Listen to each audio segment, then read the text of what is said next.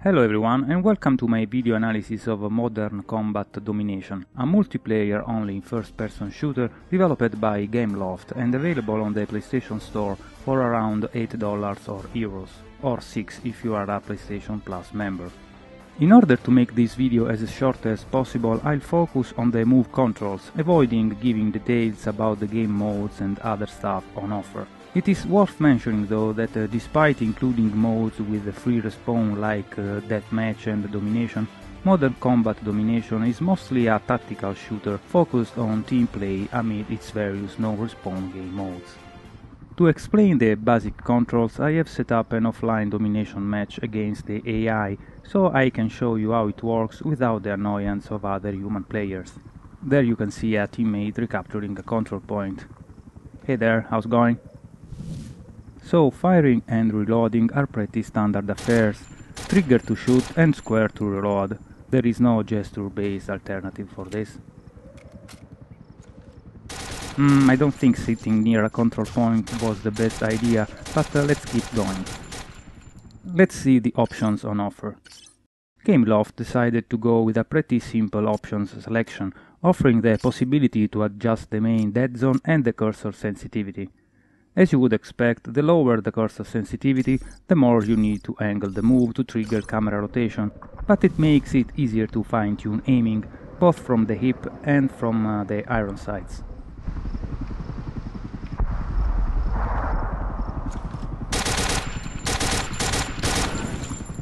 Increasing the sensitivity has the opposite consequences, of course, and at the highest setting the cursor is so sensible you can barely keep the aim steady.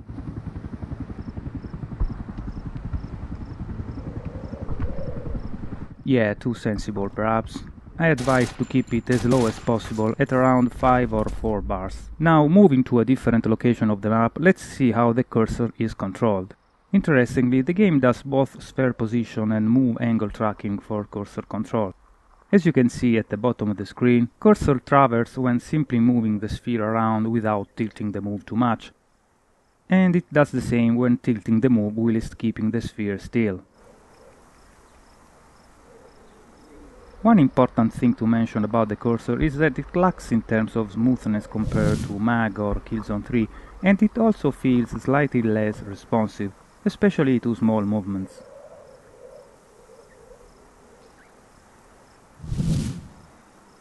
As you can hopefully notice here, it seems like the cursor, or the iron sight, travels along some sort of an invisible grid of an inferior resolution, so to speak, to that of the actual game. It feels like you are dragging it over a rugged surface, basically. In fact, you can't draw a perfectly smooth diagonal.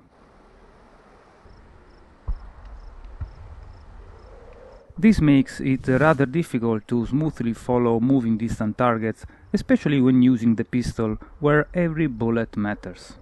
In this case, minor aim adjustments are more successfully performed via strafing while keeping the cursor steady, just like you would do with a traditional controller. Luckily, there is some aim assist to help you out, but to actually activate it, you have to turn it off in the option screen. Yeah, it's mistakenly inverted. Not so in the DualShock 3 settings though.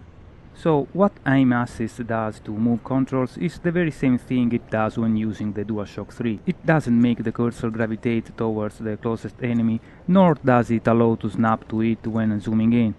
It simply has the camera following the target, as you can see here, both when you are moving and when the target is moving.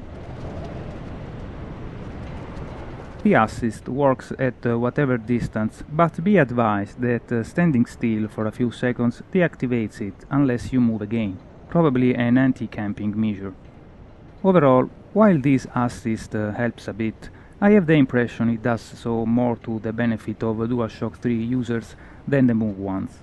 As I said, in fact, this is the very same aim assist you get with a traditional controller, which is all about camera rotation rather than cursor behavior.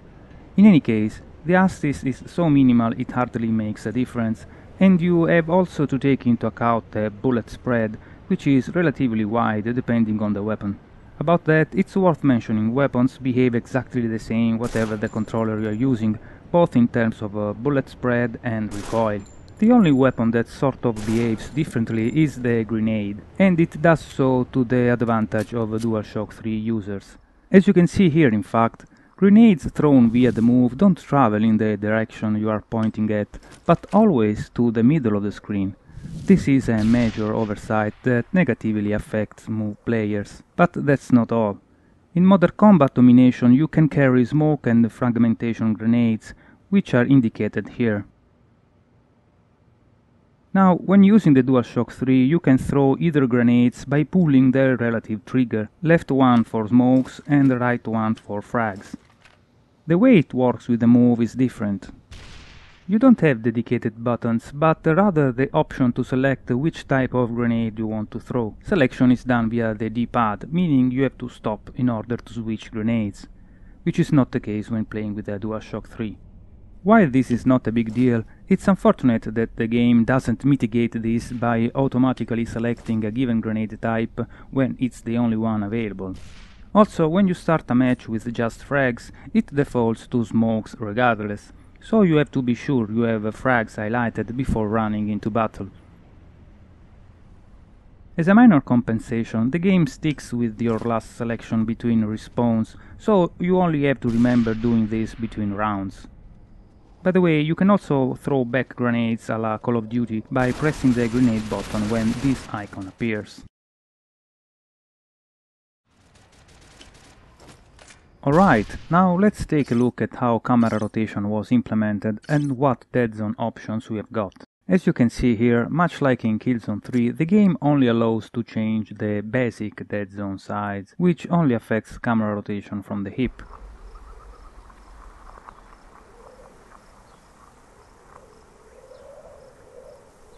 When it comes to camera rotation from the iron sights view, you deal with a preset dead zone, which is as small as what I have highlighted here.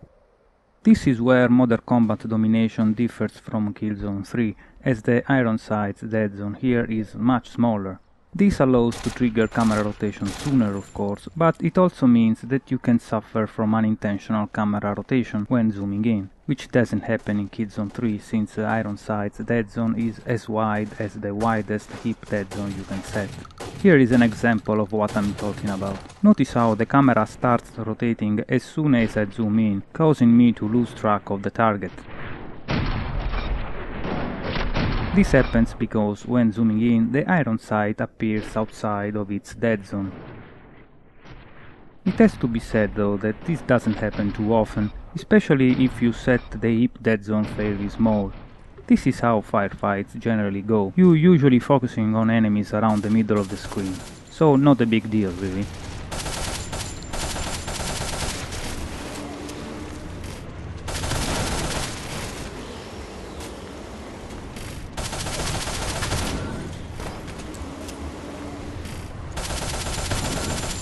As for camera rotation speed, sadly it is quite slow, with no option to adjust it. It is as slow as the one you get when using the DualShock 3, which sounds fair in theory, but not so in practice, as DualShock 3 players can turn left and right at the top speed almost immediately, while Move players have to wait for the cursor to travel between the opposite sides of the screen. Of course, it's just a matter of milliseconds, but an option to increase speed a little bit would have compensated for the extra wait time. Another issue regarding camera rotation is how dead zone affects turning acceleration. Notice how, upon reaching the edge of a wider dead zone camera, rotation triggers almost abruptly compared to when the dead zone was smaller.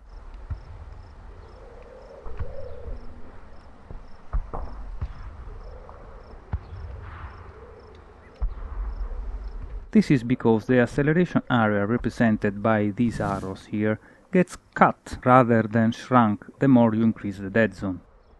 Basically, the bigger the dead zone you set, the less smooth camera acceleration gets.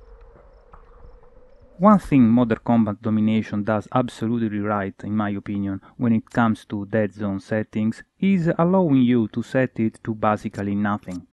Check this out. When set to 0, you basically get no dead zone at all, and while you don't get the cursor fixed in the middle of the screen, the camera is constantly following it, at different speeds depending on its distance from the center. This is similar to what the conduit does on the Wii, and it helps in lessening the impression of slapping your own head when turning around. This feels more like a gentle push. I think every move shooter should offer this sort of super minimal dead zone.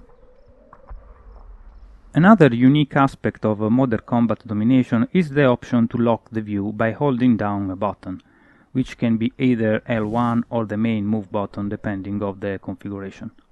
This allows to aim freely within the picture frame without rotating the camera. You can still strafe around, of course, and bring up the iron sights. An interesting option for sure, albeit not really easy to get used to. Finally, the only gesture-based action you can perform in Modern Combat Domination is the melee attack, which is done by thrusting the move forward. Alternatively, you can push down the D-pad, but that's hardly a viable option. Anyway, as you can tell from my failed attempts here, pulling off a melee via gesture is not as effortless as in Killzone 3. You actually have to perform a rather long and fast gesture to pull it off with some consistency.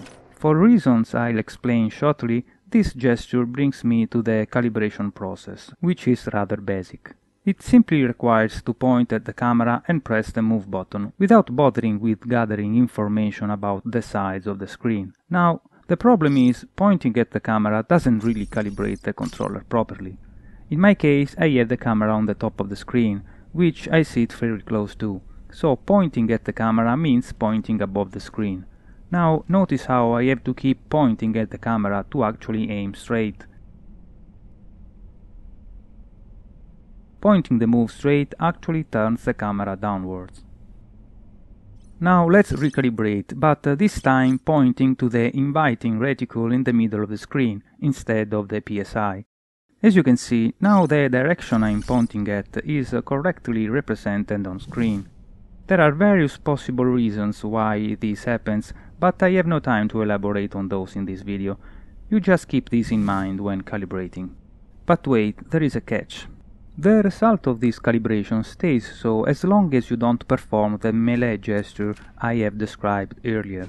In fact, as soon as you push the move forward, the calibration goes gaga and you end up having to point at the camera again to actually aim straight. Here is a before and after comparison to give you a better idea. Something is definitely wrong with the calibration process in this game, well, as long as you are not okay with aiming at the screen by pointing the move above it. Now, to finally finish this off, sorry for the long video, let's see how the move performs compared to the DualShock 3.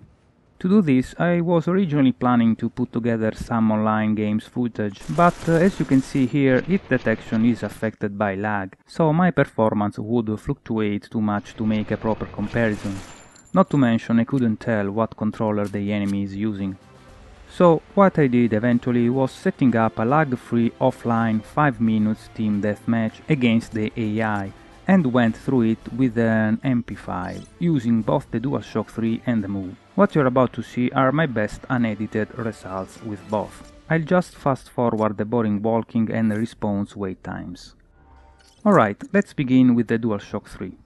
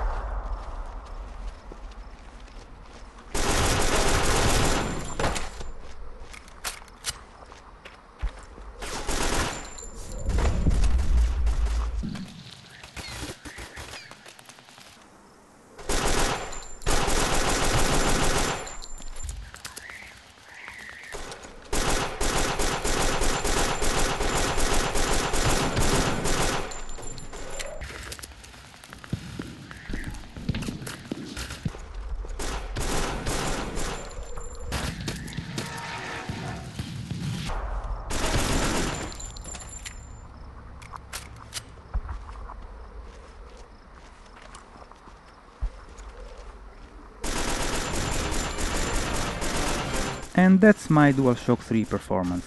You might have noticed AI is not of the smartest ones, but that's unimportant really for the purpose of this test, which is not showing you my skills, but rather how differently I perform with the DualShock 3 and the Move under the very same conditions. So, to sum it up, I managed to kill 22 guys in 5 minutes, dying 5 times in the process. Now, let's see how it goes with the Move. Again, same weapon, and I will also approach the first bunch of enemies from the same position I did before.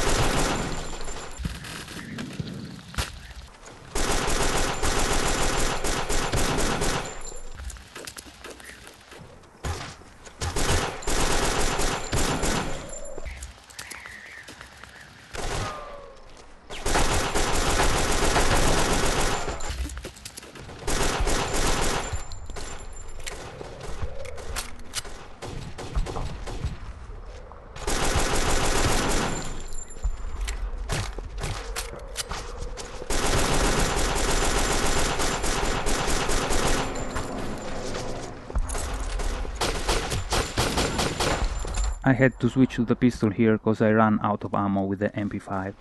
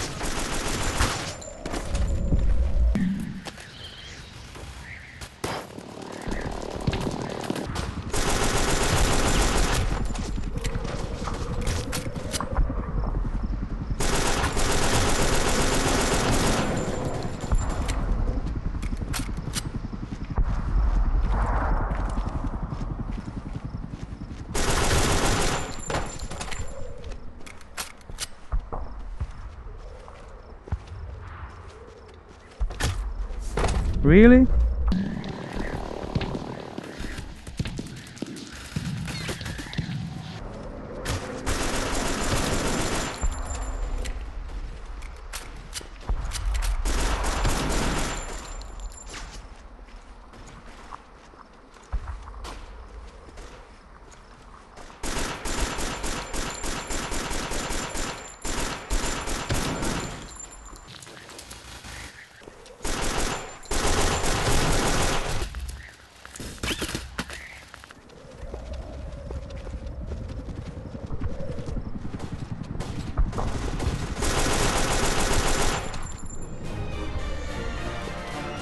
Alright, it's over.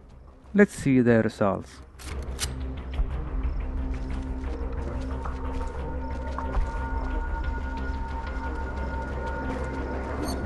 Funny enough, I scored the very same number of kills, 22. Besides the numbers though, I guess this means performance is equal between movers and the DualShockers, which is sort of surprising considering the minor shortcomings of the Move implementation. Alright, I guess it's time to salute you. Thanks for watching, ciao!